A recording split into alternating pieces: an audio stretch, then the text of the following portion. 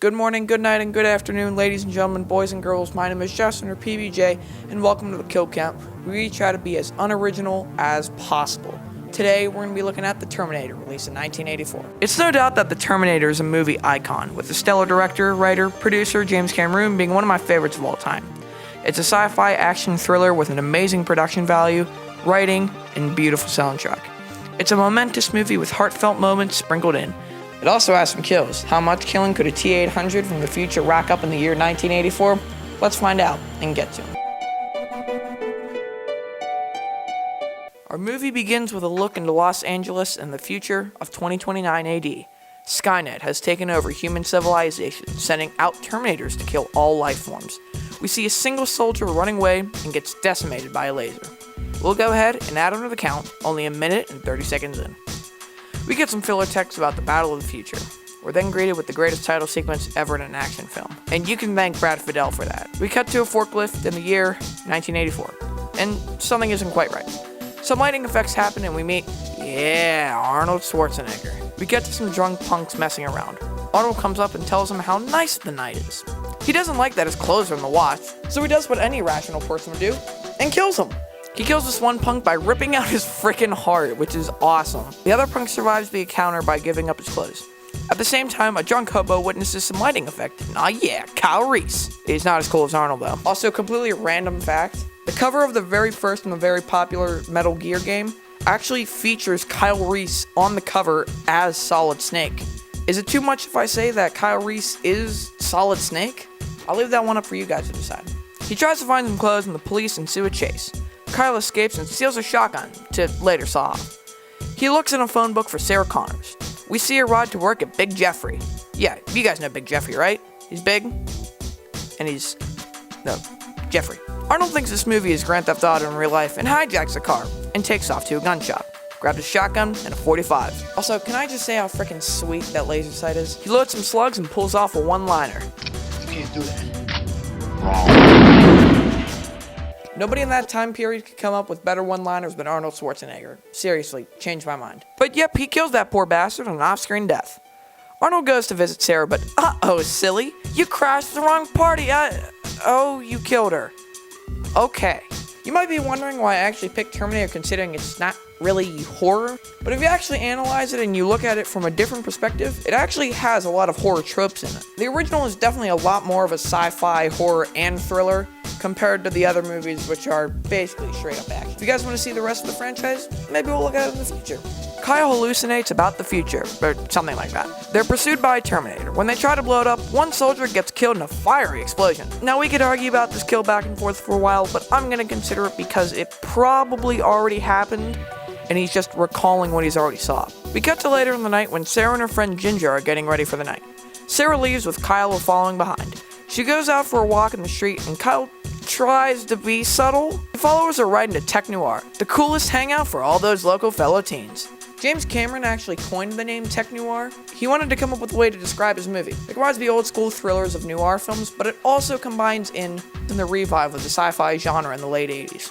She tries to call the police, but the lines are a little bit busy from all that partying going on. We cut back to Ginger making some late night snacks, oblivious to Arnold breaking in. Matt's tossed around a bit and is then killed with a body through the door cliche. And another horrifying kill, Ginger was killed by Arnold. This one to me is by far the scariest. She's shot in the back and Arnold just goes in on her, dude. Culminates with 6 shots to the freaking back. Now I would compare him to Dr. Loomis from Halloween, but I don't think Dr. Loomis was that insane. We get some back and forth shots of Kyle, Sarah, and Arnold, all done to a perfect song. This scene right here is the pinnacle of the mastermind of James Cameron. Look out, Sarah, you got some slow motion footage out for you. Kyle saves Sarah in the last minute by shooting Arnold.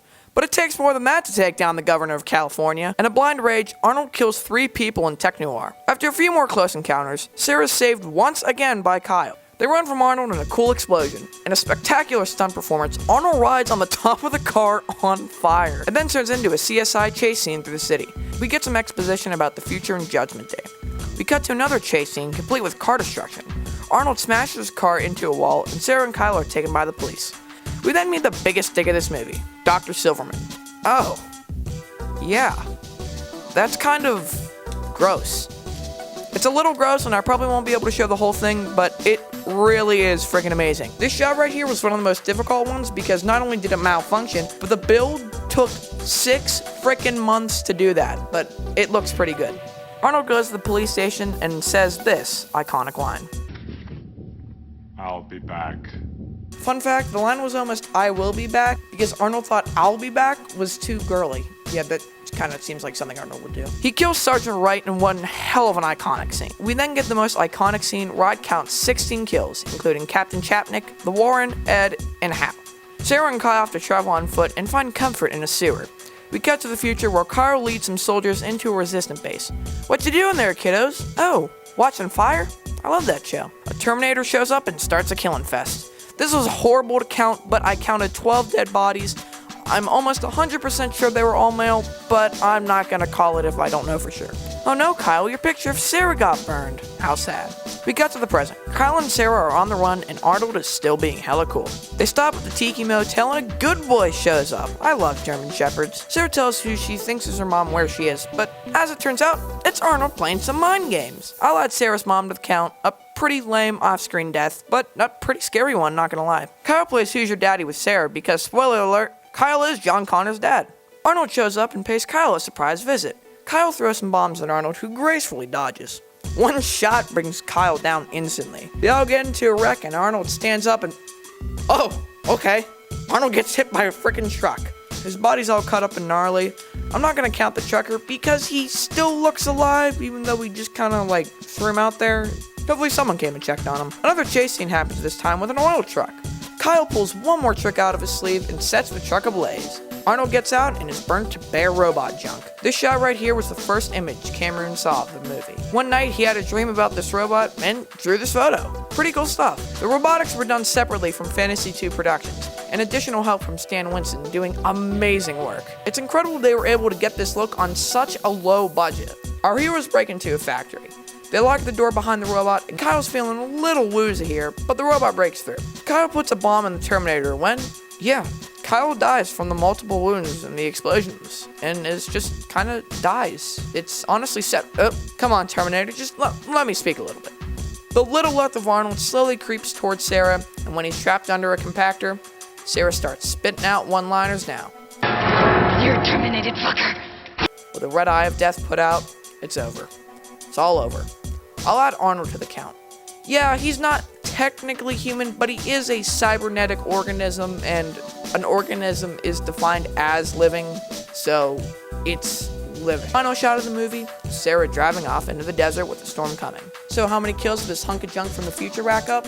Let's find out and get to the numbers. I counted 42 kills, 36 of which were male, 1 female, 1 Arnold boy, and finally a bunch of unknowns, leaving for a pretty uneven gender balance. With a runtime of 107 minutes, that left us with a kill on average every 2.5 minutes. I'll give the Platinum Peanut Butter Award for the coolest kill to the second kill of the movie. It's the most gruesome of the bunch with a pretty cool practical effect. Moldy Bread Award for the lamest kill will go to Sarah's mom, who's killed off-screen by Arnold. Not much to write home about. And that's it. Terminator came out in the year 1984, completely broke the box office, got 5 sequels and 1 TV show. Next week, we're going to be looking at a pretty interesting one. So far, it's planned we're going to do There's Someone Hiding in Your House, which is a Netflix movie, so that'll be a little bit different.